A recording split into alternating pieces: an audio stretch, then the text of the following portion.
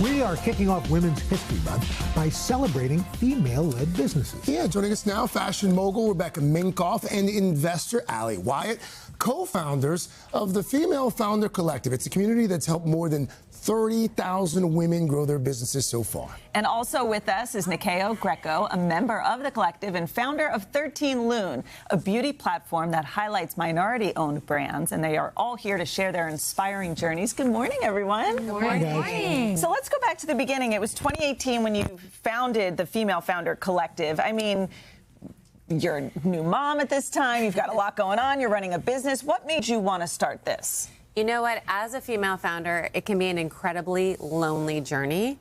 And more than half of all U.S. businesses being started are by women.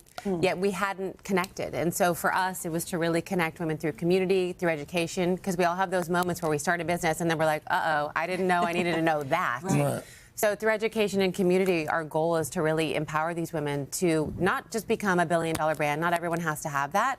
But a lot of these women, 4 to 5%, don't even make it past $1 million as a business. So we want to make sure they have the tools they need to succeed. Shared knowledge. Yeah. Female Founders Day. I know you've launched that as part of this as well.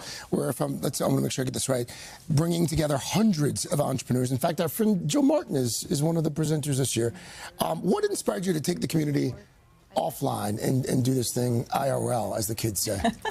Yeah, so what we found is there are a lot of events out there that are fantastic. They're all about inspiration.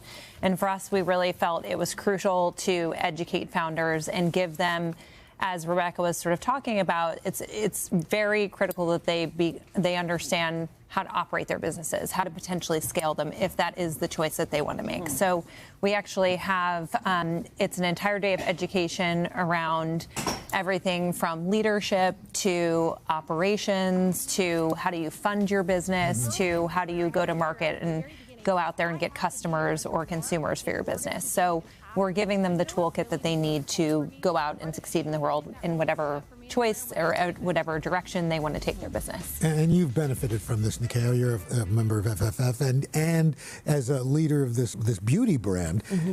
As you're building out your business, what are some of the things that surprised you that you, in fact, didn't know as you went forward? Yeah, I mean, I've been a beauty founder for 24 years. I started 13 Lune about 5 years ago. And one thing that really surprised me is that when I first started, there weren't a lot of collectives like Female Founder Collective. It was quite a lonely journey. And being able to be with Rebecca and Ali and a member of Female Founder Collective over the last 5 years has really inspired me to, really focus on mentorship. It's been really beneficial to our business. 13 Lune is a destination for the discovery of culturally diverse global beauty brands. And, they've been there from every step, from my fundraising, launch, resets, even now as we are expanding and taking 13 Lune outside of just the U.S.